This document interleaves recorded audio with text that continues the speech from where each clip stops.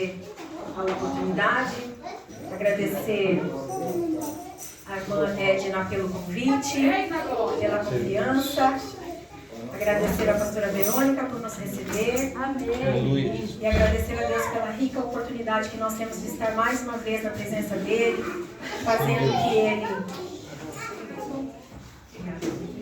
fazendo aquilo que Deus nos impele para fazer, que é levar o Evangelho, a palavra, a semente da palavra de Deus a todos os corações. Amém? Amém. Abra comigo a palavra do Senhor no livro de João, Evangelho de João, capítulo 5. Evangelho de João, capítulo 5. Glória a Deus. Eita Deus, oh Deus maravilhoso. Aleluia. Deus. Glória a Jesus. Aleluia.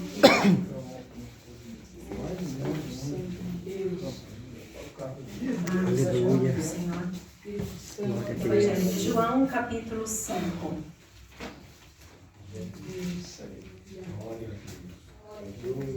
Todos encontraram?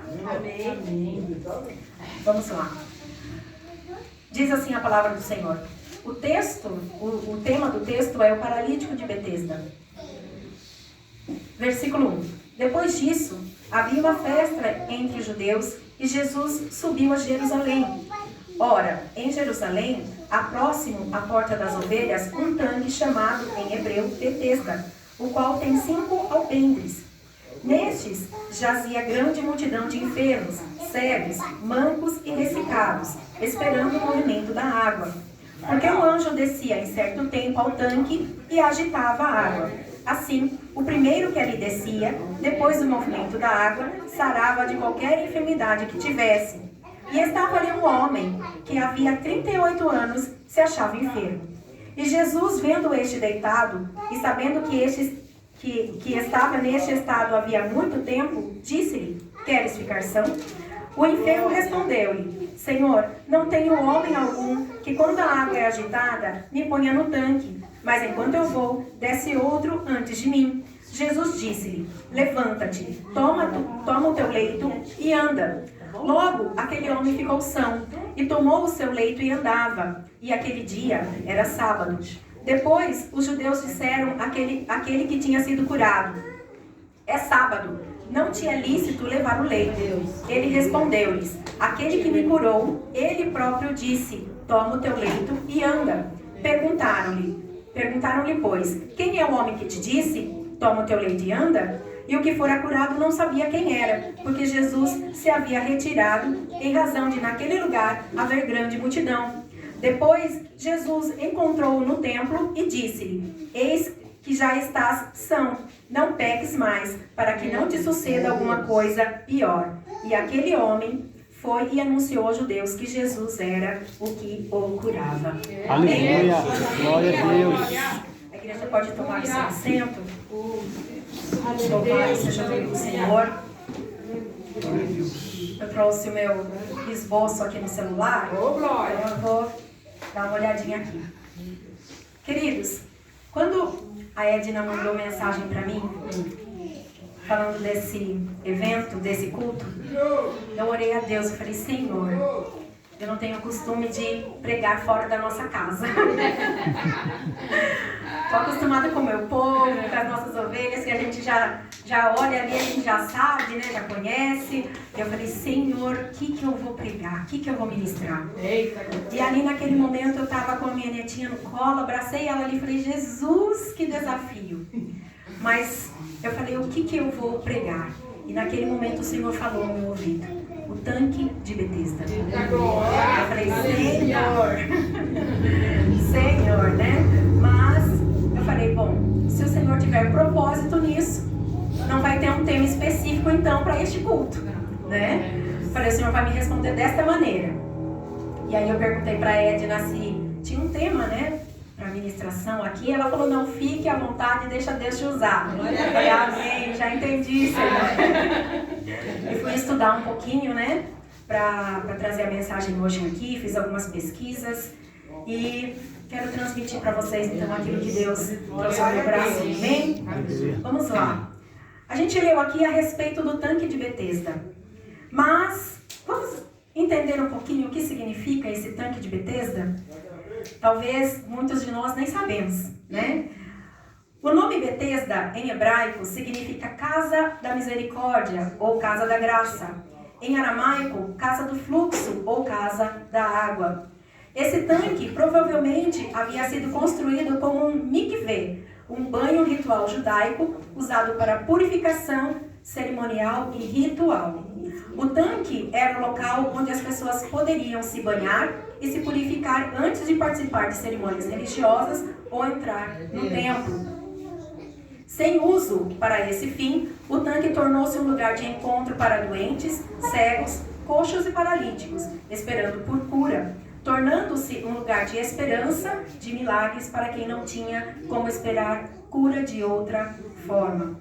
As pessoas provavelmente se abrigavam nos alpendres ou pórticos, que são como, eu quero explicar como varandas, vamos dizer assim, né? Como se fossem umas varandas cobertas ali, né?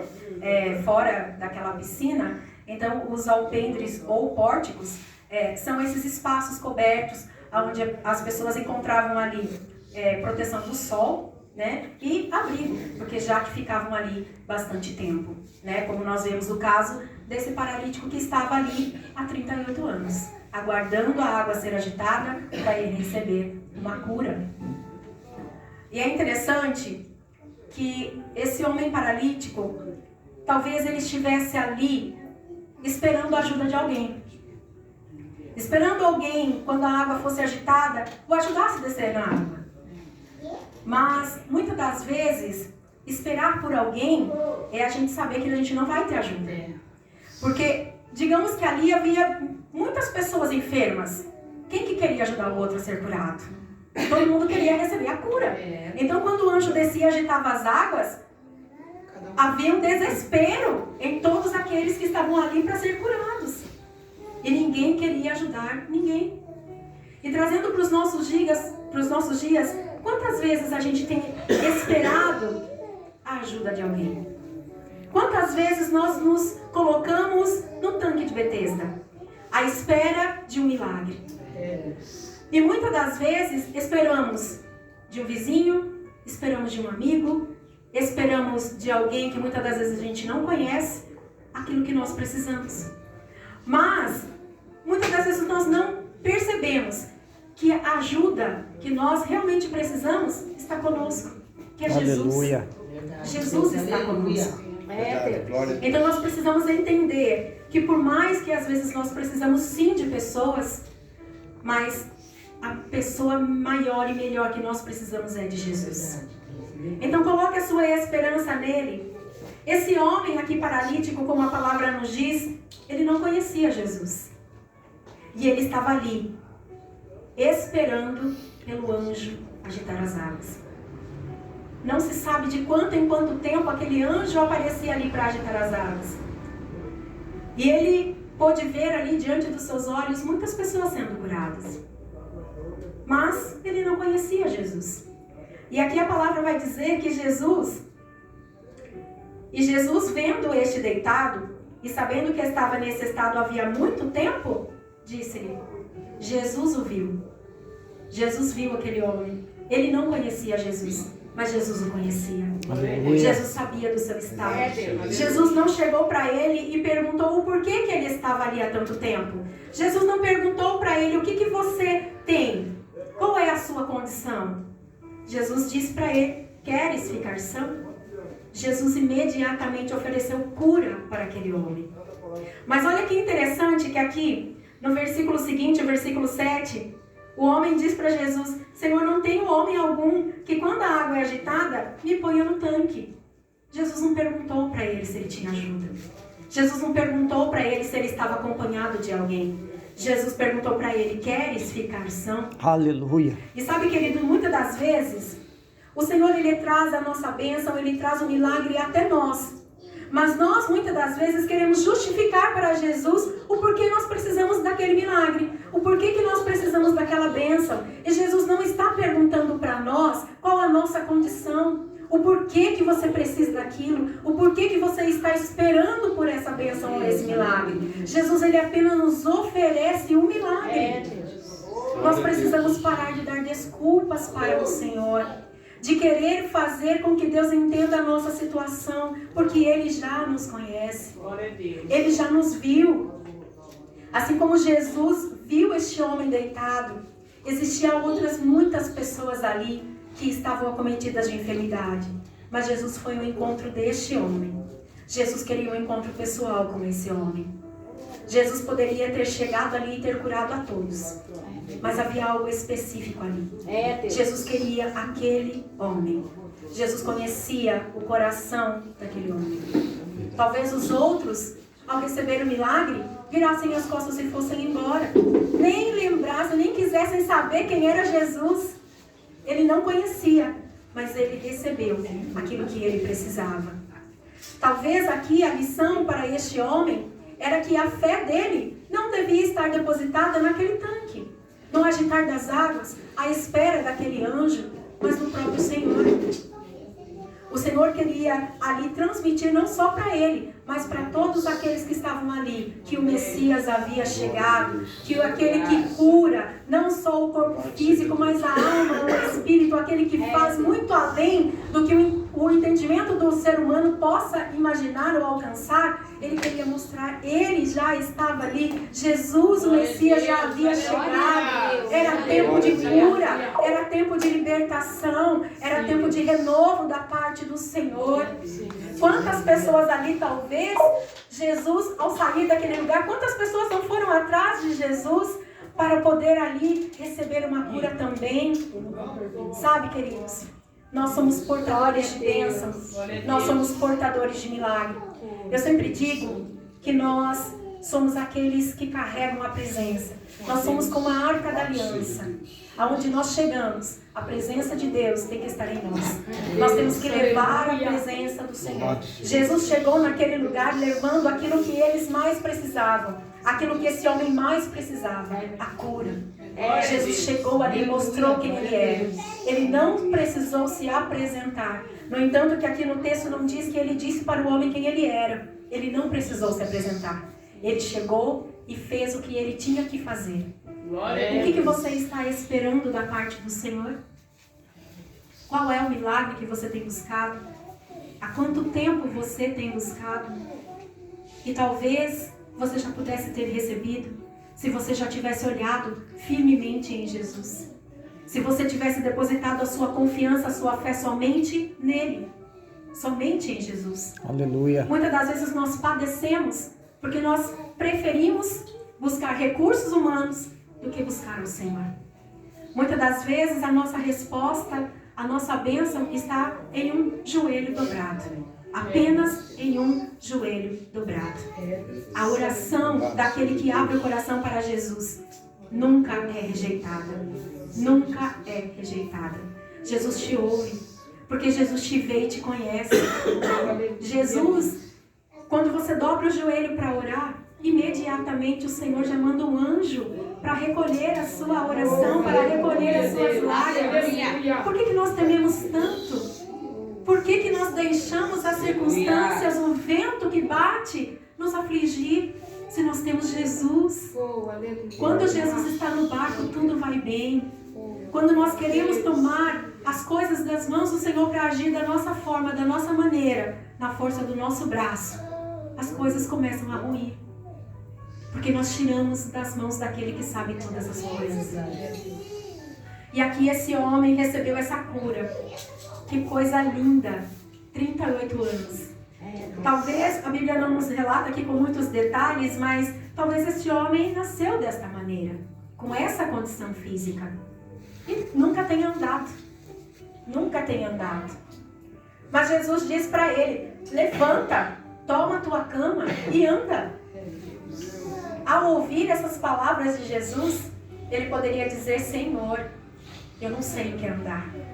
Eu não sei o que é me levantar. Eu só sei estar deitado e estar prostrado. Mas ele ouviu a voz do Senhor e ele obedeceu à voz do Mestre. E imediatamente ele levantou, tomou a sua cama e andou. Que milagre! Que milagre de Jesus! Sabe? Enquanto eu estava estudando essa palavra, o Senhor falou comigo. Muitas das vezes nós estamos segurando a nossa cama. O Senhor já falou para nós, levanta e anda. Vai, filho. Se eu sou contigo, por que você está estagnado? Por que você está parado? O que você está esperando? Se a minha ordem, a minha palavra foi para você levantar e andar. Sabe, queridos, existem situações da nossa vida que nos paralisam. O medo, as circunstâncias ao nosso redor, muitas das vezes a situação da nossa família, nos faz parar de olhar para Jesus. E nos faz olhar apenas para aquela situação. Nos faz tirar os olhos daquilo que Deus tem para nós e olhar as circunstâncias que estão nos cercando. Mas Jesus já mandou a gente levantar e andar. Jesus já disse, vai, eu sou contigo. Então por que nós estacionamos? Deixa o medo de lado. A cama, muitas das vezes, que nós insistimos em carregar, é o medo, é a paralisia, é muitas das vezes o trabalho, é a situação de um filho, é uma enfermidade, é a vida financeira, é um ministério que muitas das vezes a gente acha que não está prosperando. É a nossa cama. Mas nós precisamos deixar essa cama para que nós possamos andar livremente. Esse homem tomou a sua cama e andou. Ele levou aquela cama e dispensou ela em algum lugar. Ele não continuou com aquela cama. Ele deixou para viver o novo que Deus tinha para ele. Aleluia. O novo que Jesus tinha para ele. Quando que você vai deixar a sua cama para você viver o novo de Deus? Quando que você vai deixar a cama para viver o extraordinário que Deus tem para a tua vida? Quando que você vai deixar o Senhor prosperar o teu ministério, a tua casa, a tua família, aquilo que Deus já colocou na tua mão para você fazer? Deixa a cama. Apenas ande. Apenas ande. O que você precisa, você já tem. É Jesus. Aleluia. É Jesus. É o Espírito Santo que nos guia, que nos conduz. Apenas ouça a voz do Senhor. Ouça a voz de Deus dizendo para você, nessa noite, Ele quer mudar a sua história. Ele quer mudar a situação da sua vida. Assim como Ele mudou a situação, a história desse paralítico. Talvez, ao andar pela cidade, aquele paralítico, ao ser visto, muitas pessoas não podiam dizer ali, não era aquele que estava lá no tanque deitado há tantos anos, esperando a ajuda de alguém? Não era aquele que estava ali, acometido de uma enfermidade, que não poderia nunca andar? Talvez nós, muitas das vezes, acometidos de muitas coisas, passamos pelas pessoas, e as pessoas olham para nós e falam, aquele ali não é aquele crente? Aquele ali não é aquele homem, aquela mulher que vai na igreja? Olha a situação que ele está. Mas quando nós recebemos Jesus, ouvimos a voz do Senhor, entendemos a voz do Senhor e obedecemos, aonde nós passamos, as pessoas dizem, ali vai uma mulher de Deus, ali vai uma mulher de Deus, uma mulher, um homem de oração, um homem, uma mulher temente a Deus, que faz a vontade do Pai. E não para, e não para. É assim que nós temos que ser vistos, como homens e mulheres de Deus, que levantaram, tomaram a sua cama, largaram ela para longe, ouviram a voz do Senhor, entenderam, obedeceram e caminham. Nós estamos caminhando, queridos, rumo à eternidade. Tudo que nós passamos aqui é tão passageiro. A nossa vida é um sopro, a palavra do Senhor vai dizer que a nossa vida é um sopro. Hoje nós estamos aqui. Quem garante que daqui a 5 minutos nós vamos estar? A nossa maior caminhada é para a eternidade. Nós temos que todos os dias trabalhar para que a nossa salvação não seja roubada de nós. Para que nós não venhamos perder a salvação. Porque é através da salvação que nós vamos herdar a eternidade com Cristo. Lá nós teremos tudo. Não teremos falta de nada. Quando o salmista Davi, ele diz ali no Salmo 23, o Senhor é o meu pastor e nada me faltará. Talvez a gente pense em coisas materiais. Eu já consigo pensar em coisas espirituais. Eu já imagino a Nova Jerusalém, as coisas que nós vamos ter lá, a plenitude de tudo que o Senhor vai nos dar. Ele é o nosso pastor, nós não teremos falta de nada. A presença do Senhor será tudo para nós naquele lugar. E nós não podemos, em nenhum momento da nossa vida, trocar essa eternidade pelas coisas passageiras desta terra. Tudo isso vai ficar aqui. Quantas pessoas que nós conhecemos, que serviram ao Senhor, que já partiram. que já estão aguardando a vinda de Jesus. E nós aqui estamos aqui, nós podemos ainda fazer mais. Jesus vai dizer em João 14 que aqueles que creem nele fariam coisas maiores. E aonde estão aqueles que vão fazer coisas maiores? Muitas pessoas estão se acovardando no meio do caminho. Quantas pessoas que caminharam conosco, que já retrocederam, voltaram atrás, hoje estão no mundo novamente, hoje estão servindo tudo aquilo que eles serviam antigamente, sem conhecer o Senhor. Mas nós não podemos ser assim. Nós devemos obedecer a Deus e galgar para que a nossa salvação esteja garantida. Não só a nossa, mas daqueles que caminham conosco, da nossa família, dos nossos parentes, de todos aqueles que o Senhor coloca no nosso caminho. Eu sei que muitas das vezes tem pessoas que são teimosas demais, teimosas demais, e geralmente as pessoas que são mais teimosas são aquelas que caminham conosco, a nossa família. Mas nós devemos fazer aquilo que o Senhor colocou na nossa mão para fazer. Você conhece Jesus, você conhece a palavra, então pregue a palavra. A palavra do Senhor vai dizer que nós devemos falar em tempo e fora de tempo. Em todas as oportunidades que você tiver, não desperdice. Lance a palavra. Faça o que Jesus nos incumbiu a fazer. Levar o Evangelho a toda e qualquer criatura. Seja você um instrumento do Senhor aonde quer que o Senhor te leve. Não tenha medo, não tenha vergonha. Muitas das vezes a gente se retrai por causa da vergonha. Não tenha vergonha. Deixa o Espírito Santo te usar. Deixa Deus usar a tua boca. Deixa Deus usar você como instrumento da palavra de Deus. Instruindo, orientando, sendo ali um ajudador do outro. Nós precisamos ser assim. Assim como Jesus mudou a história desse rapaz, desse homem. Jesus quer mudar a nossa história. Mas não mudar a história hoje para amanhã nós voltarmos atrás. Jesus quer mudar a nossa história de uma vez para todos sempre. Então, se apegue a Jesus. Tenha um encontro verdadeiro com o Senhor. Silencie o medo. Silencie o será que vai dar certo. Silencie na sua mente. Glória a Deus. Será que eu vou conseguir? Será que eu vou prosperar?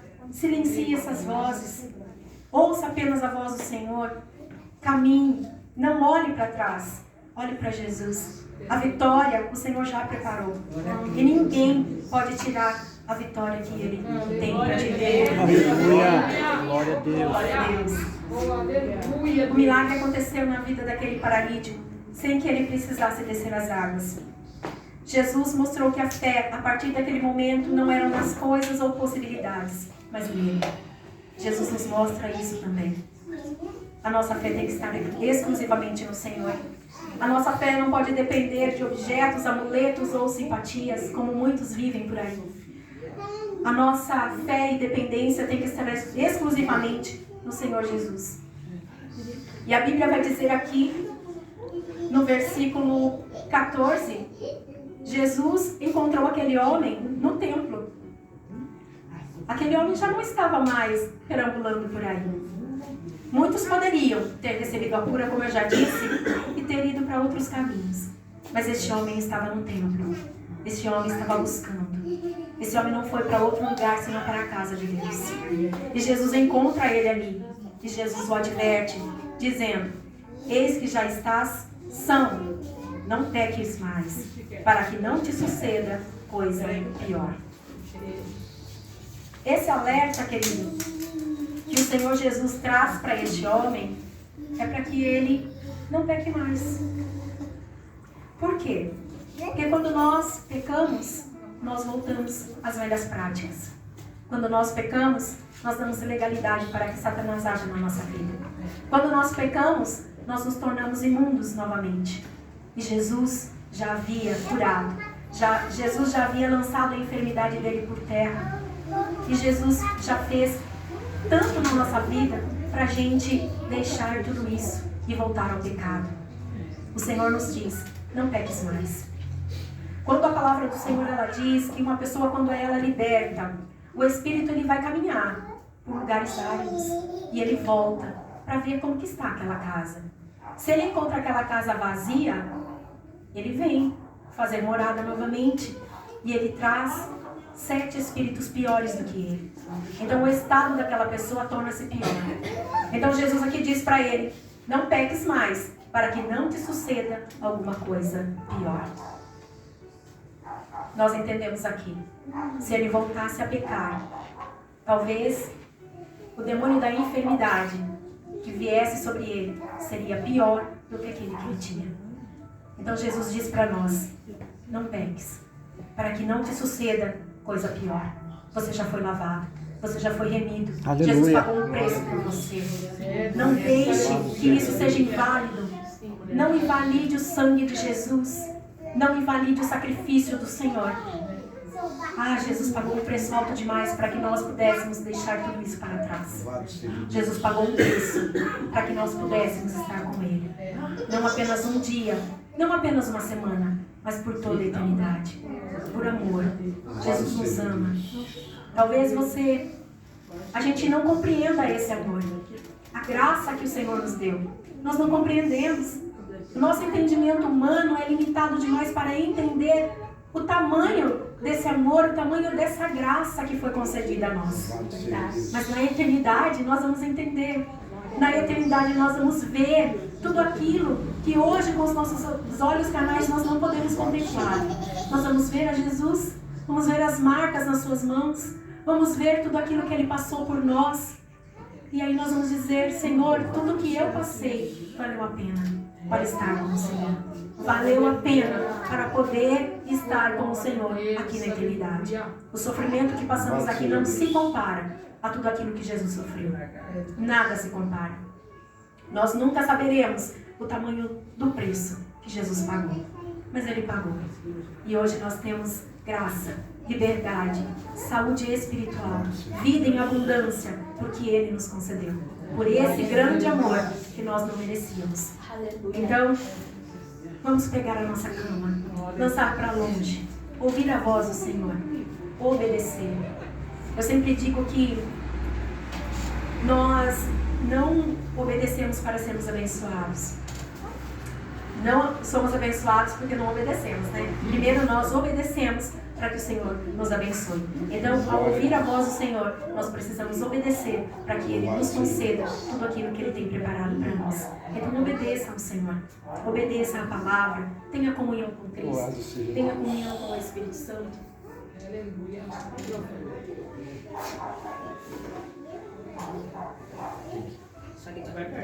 Glória a Deus. Amém? Tenha comunhão com o Senhor. Tenha comunhão com o Espírito Santo. Não deixe as coisas corriqueiras do nosso dia a dia, os afazeres domésticos, o trabalho, roubar o tempo que você tem para com Deus. Não deixe de orar, não deixe de buscar, não deixe de jejuar. Faça a sua parte. O Senhor já está fazendo a dele. Nós precisamos, como servos de Deus, fazer a nossa também. Não seja negligente com você. Faça aquilo que o Senhor pede para que nós façamos. Tenha comunhão. Tenha tempo para ler a palavra, estudar a palavra de Deus. Nós só vamos receber bênção sem medida do Pai se nós conhecermos a palavra. Você não vai ser enganado se você conhecer a palavra. Qualquer palavra vã que venha sobre aqueles que não conhecem, eles acatam, eles recebem.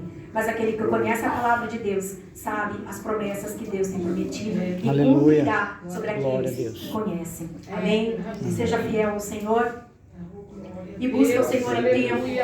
Busque o Senhor fora de tempo. Enquanto nós tivermos oportunidade aqui nesta terra, que nós possamos buscar a Deus. Seja fiel ao Senhor, porque Ele nunca deixa de ser fiel para com seus filhos. Amém?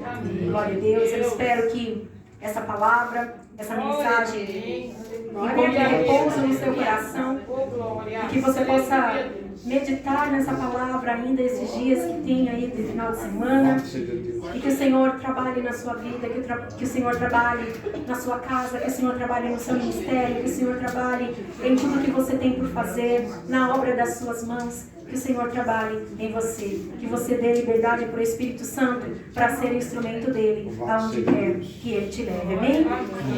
Glória a Deus. Glória a Deus. Eu quero finalizar lendo Números. Aleluia. Números 6. Número 6, versículo 24 em diante. Glória a Deus.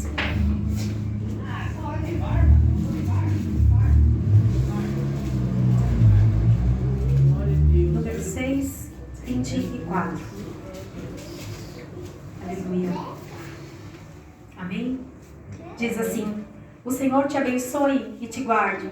O Senhor faça resplandecer o seu rosto sobre ti e tenha misericórdia de ti. O Senhor sobre ti levante o seu rosto e te dê a paz. Amém?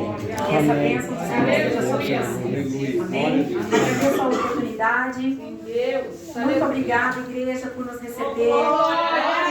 Obrigada mesmo pelo carinho. Edna, pastora Verônica. Vocês moram no nosso coração, todos os irmãos aqui, muito obrigada pela acolhida.